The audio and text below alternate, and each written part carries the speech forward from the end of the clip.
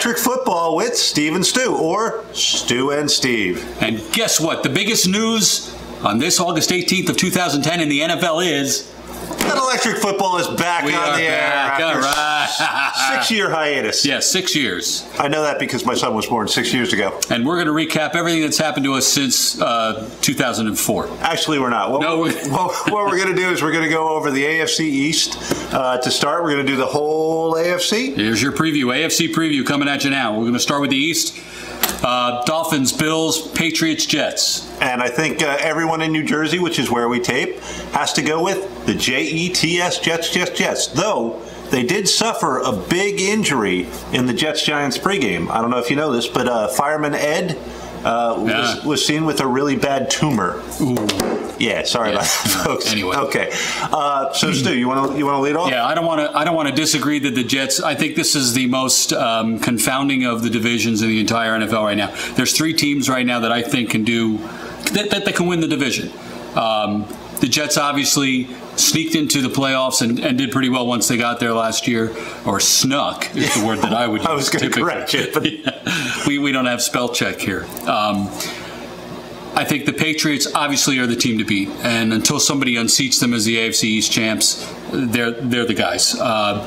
Here's the way I look at it. Miami's got Brandon Marshall, and they've got, I think the key defensive pickup of the year was Mike Nolan, the former guy out of Denver. He's coming in. He's going to change the entire defense. Whether Ronnie Brown can stay healthy or not, I think will be the deciding factor for them. Okay. I'm going to completely and utterly disagree with Steve. Excellent. I think the Jets are a team on the rise. I think they have the best defense out there right now by far. I'm a Viking fan, but it's a big drop-off from the Jets at number 1 to the Vikings. Little known pickup there was Brodney Poole, who is a great safety, big hitter, and I think the Jets, assuming they get Revis in there. Well, there you go. That's the key. If Revis is back, I think that pushes the Jets a little further. I don't like their offseason move by letting Thomas Jones and Alan Faneca go. That made no sense. They were the number 1 rushing team in the league last year, I believe, and you let the number 1 running back go. Oh, yeah, but you've got Sean Green, who's a running back on the rise. Coming off an injury. Who played much better in the playoffs, who had a much higher yards per carry. And you've got Sanchez, who is progressing, obviously, and now has the big game experience. See his first pass the other night? And you have Vlad. You have Vlad the Impaler taking over for Faneca, which is going to be a fall-off, no doubt. But you've got the best secondary in football. You've got Chris Jenkins coming back, so he should be able to stuff the middle. The Patriots, yes, Brady's back after a full year. Welker is coming off of the injury. Yeah, looks good so far, and their defense is getting old. Yeah, their defense is getting very old. Tully Bentacane, which I love to say. Tully Bentacane. I use that on warts, Tully Bentacane. But that's about all they have on defense.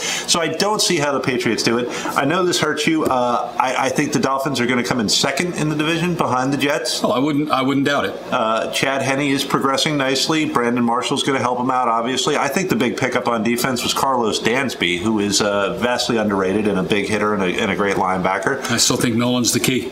You've got great leadership in Bill Parcells and Tony Sparano. And we're from Jersey. And I think, obviously, at the end of the division, it's the Bills. Yeah, they've got nothing. I am a Clemson man, so I am hoping that C.J. Spiller has a great year for them. Other than that, what do they have? No quarterback, no offensive line. Their defense, I don't know. They had Aaron Schobel on defense, but he's decided to retire after months of waffling around. He's called Le Petit Favre.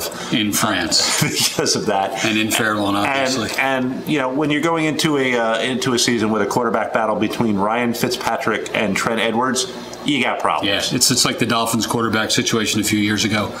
It was a battle between people you didn't want on the team. I like Chad Pennington, but all right. So you say Jets, Dolphins. I can't give you a clear-cut answer. I'll say the Jets may win the division over anybody, but it could be a 3-way tie. Jets, Dolphins, Pats are fading, though he does have a supermodel to go home to. Yeah. And the Bills. Bills, we're here talking about it. The once proud Bills, I think we should probably call them. So that's my pick. All right, there you go. Let's head over to the AFC North. It's another interesting division this year. You want to lead off? Sure. The Ravens lead the league in people that have been involved in homicide investigations. You've got Ray Lewis, who obviously had the problems after the Super Bowl party where, they fled the scene. And they brought on Dante Stallworth. Now, I'm going to do a real quick rant here. March 14th, 2009, Dante Stallworth killed a man. He killed Mario Reyes, a 59-year-old crane operator, when he was drunk and he was driving his Bentley, and he ran him over. Though, according to the reports I read, he did flick his lights to warn him. Oh, he flicked his lights. So that's the first thing I do when I'm about to hit somebody. Now, he was, and you, hopefully you don't hit too Flash the brights. He was sentenced to 30 days in jail and community service and house arrest and probation, and he served 24 of them. So evidently, running over a guy in your Bentley is a 30-day, but, he got off. They couldn't even do 30 days. Well, they did it's almost 24. 75%. I mean, let's face it, that's a lot. Thank you for that. That's a big number. You look at guys like Michael Vick, who's done years in prison for dogfighting, and I love dogs. Tippy's still on a farm, my dog from when I was about 7. He's still chasing rabbits, according to Farmer McCall. We'll talk after the show. I'm glad that's, that people care about dogs. But there's a difference between a dog and a human. He ran over a human being, and he spent 24 days in jail for it. Plaxico Burress shot himself, and he's doing more time in jail for it. So I have a big problem with that. So March 14th, he kills a guy. February 16th, 2010, he signs a $900,000 deal to play pro football. If they're really serious, if Roger Goodell is really serious about cracking down on football, I don't know how Dante Stallworth is playing. Well, if this were the TV show Dallas, he could wake up like Bobby did, and it was all a dream. But truth be told, I actually think the Ravens are the class of the division. Ray Rice is going to do nothing but get better. Willis McGahee's role is going to shrink. Their offense is now better than their defense, which is a big change for the Ravens. Their grounds crew is going to have trouble doing the chalk outline. That's true. Sorry. That's all right. Following that up, I'd go Bengals. They have a propensity to get wide receivers that have reality TV shows. So you've got Terrell Owens, I believe it's The Ultimate Catch. And or is that Ocho Cinco's reality show? Yeah, I don't watch those programs. And they're also bringing in a short little wide receiver from another reality show. I heard she was the hit of camp. She was grabbing a lot of balls. Yeah, that's what I heard. And though the defense was able to handcuff her, so Snooki doesn't seem like she's going to make the team. Antonio Bryant's probably going to beat her out. Yeah, she'll probably be in the first cut down. Unfortunately, the Bengals just don't have anything on defense. They have Antoine Odoms, who had a bunch of sacks in only 6 games. They were ranked 4th last year, the Bengals. Do you see any playmakers on that defense? They look a little stingy. Okay, I'm going to follow that up with the Steelers. Obviously, Ben Roethlisberger was getting in a little bit of trouble, too. The North is just, you don't want your daughters to be dating anybody from the North.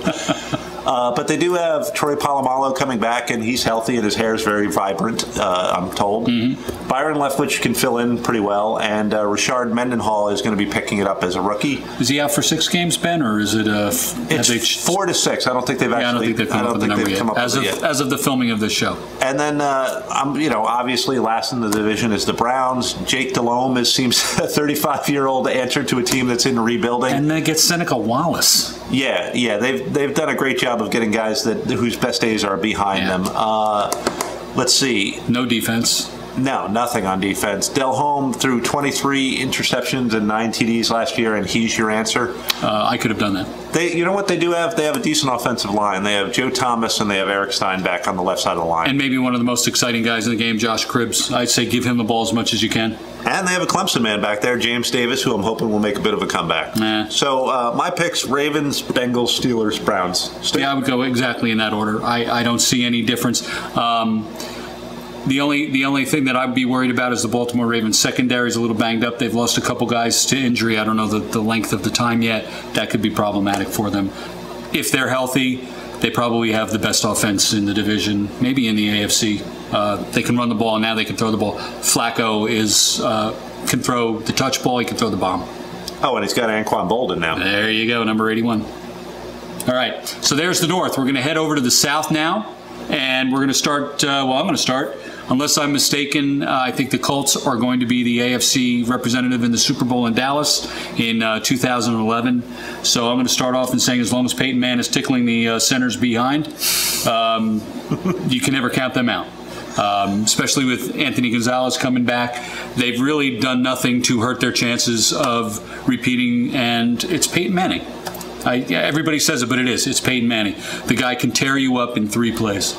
But it's Tom Brady, and we didn't think very highly of Tom Brady. At least I didn't. I don't know. They didn't go too far last year. I'm not sold on the Patriots as much as I was last year. The next I'm going to go with, believe it or not, Houston. Everybody talks about, Schaub at quarterback, blah, blah, blah, blah, and every year they're 9-7. Is this the year that they can do it? Who knows? They've got Andre Johnson. I love that guy. He's one of the top 2 or 3 receivers in the league. But I'm not sold on them. I'm always leery. A lot of people pick them early on, and then they fall apart. What do you think about Houston? Well, they've also got local guy Brian Cushing, and if I can do another quick rant, it really hurt me that when they had the chance to revote for the Defensive Rookie of the Year, he still won it, even though he's going to be suspended for performance-enhancing drug. And, I'm rooting for the guy to have a great career. Hello? No, hold on. Jason Taylor. Jason Taylor? What? Sean Merriman shouldn't have won an award? What? Brian Cushing shouldn't have won an award? We're with you, Jason. Traitor. Okay, we're back. They also have Mario Williams, and he's really worked out for them. Everybody was busting on them for not taking Reggie Bush. What the Houston needs is Steve Slayton or one of the running backs to step up. They need Owen Daniels to come back healthy, and Matt Schaub needs to prove that he's an elite quarterback. Yeah. Remains to be seen. I don't know if Kubiak can get this team into the playoffs. This is what his going into the 4th season as the head coach, I think. 9-7, 9-7, 9-7, 9-7. Titans in Jacksonville. Name 2 Titans defenders. I can't do it. I can't either. Other than Chris Johnson, they don't have much on the quarterback side.